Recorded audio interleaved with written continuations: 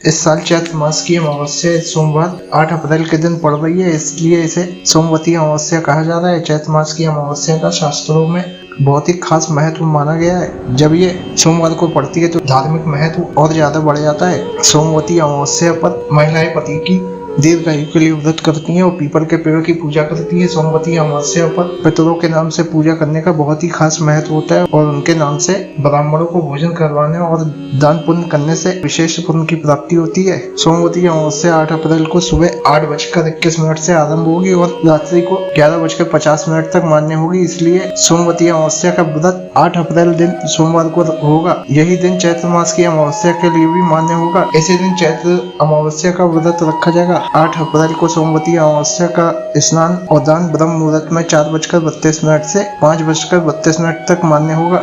सोमवती अमावस्या की कथा कुछ इस प्रकार है। बहुत वर्ष पहले की बात है। गरीब ब्राह्मण परिवार में पति पत्नी और उनकी एक पुत्री निवास करते थे। सारा परिवार प्रभु भक्ति में लीन रहता था। उनकी पुत्री सुंदर, संस्कारी और गुणवान थी।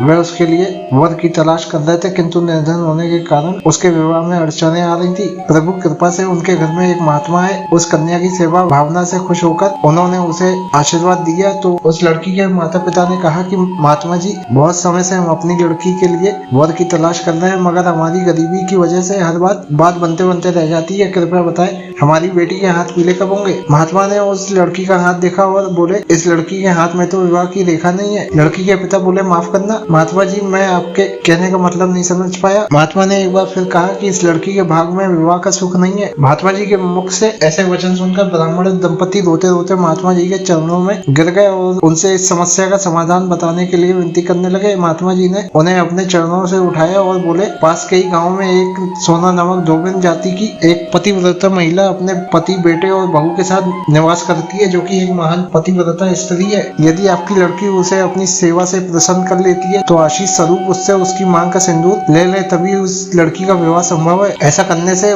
इसे अमोघ सुहाग भाग की प्राप्ति भी होगी, मगर याद रहे कि वह पतिव्रता महिला कहीं भी आती जाती नहीं है। महात्मा जी ब्राह्मण दंपति के घर से विदा हो गए। ब्राह्मणी ने अपनी लड़की को अगले दिन भोर होते ही धोबिन की सेवा करने के लिए भेज दिया। लड़की पूरे दिन से सोना धोबिन के घर की साफ सफाई और अन्य सारे कार्य करके उनके उठने से पूर्व ही अपने घर लौट आती। ये क्रम बहुत दिन तक चलता रहा। एक दिन सोना धोबिन अपनी बहू को शाबाशी देते हुए बोली, तुम तो ब्रह्म मुहूर्त में उठकर ही घर का सारा काम कर लेती हो और मुझे इसका आभास तक नहीं होता है। बहू बोली, नहीं माता जी, मैं तो सुबह देरी से उठती हूँ, मुझे लगा कि घर के सारे काम आप करती हो। अगले दिन भोर होते ही सास बहू उठकर घर के एक कोने में छिपकर निगरानी करने लगे कि कौन है जो ब्रह्म मुहूर्त में ही घर का सारा काम करके चला जाता है। अपने निर्धारित समय पर ब्राह्मण की बेटी आई और मुख से भोजन करते करते घर का काम दिल से करने लगी। अपना काम पूरा होने पर जब वह जाने लगी तो सोना धोबिन ने उससे पूछा कि तुम कौन हो बेटी और इस तरह छिपकर मेरे घर का काम क्यों करती हो? धोबिन के पूछने पर ब्राह्मणी की बेटी ने अपनी सारी व्यथा सुना दी। धोबिन भी खुश हो गई और उसे अपनी मांग का सिंदूर लगा दिया। ऐसा करते ही धोबिन के पति ने प्राण त्याग दिए। ये सोमवती अमावस्या का दिन था। धोबिन तुरंत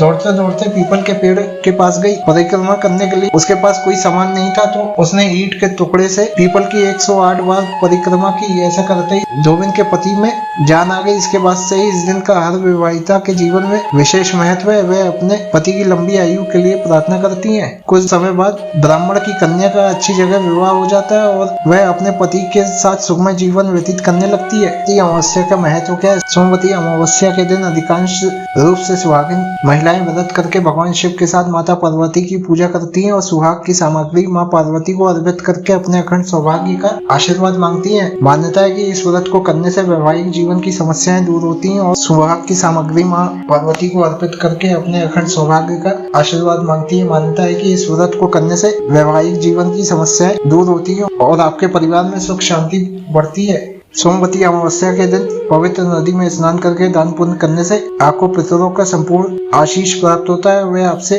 सदैव प्रसन्न होते हैं।